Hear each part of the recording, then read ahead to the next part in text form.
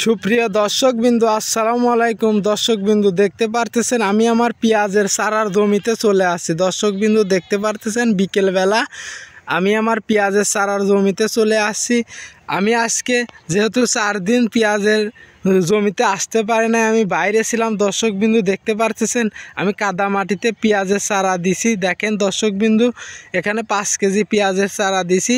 পেঁয়াজের চারার জমি কী হারে ফাটেছে, আমার এইটার বিরাট ক্ষতি হয়েছে। আমি যদি তাড়াতাড়ি পানি না দিয়ে আমার আরও ক্ষতি হবে দর্শকবিন্দু। কিন্তু আমার একটা জায়গায় বাধা হয়ে দাঁড়াইছে জল ভাদাল।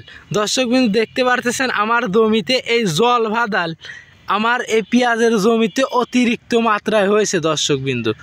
আমি 2-3 জনের কাছে জিজ্ঞাসা করলাম যে জল ভাদাল মারা কোনো ওষুধ আছে নাকি দর্শকবিন্দু।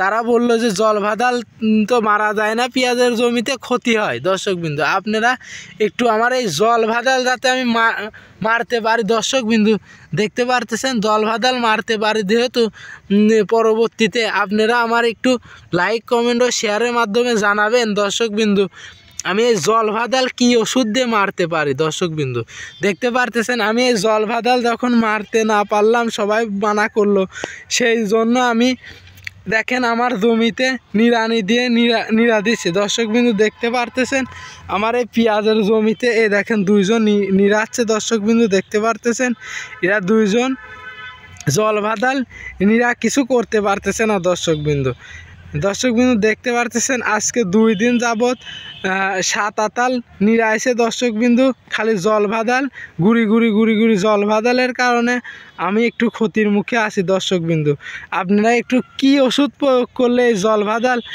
মারা যায় দর্শকবিন্দু, সেটা আপনারা আমার লাইক কমেন্ট ও শেয়ারের মাধ্যমে জানাবেন। দর্শকবিন্দু সবাই ভালো থাকবেন, সুস্থ থাকবেন।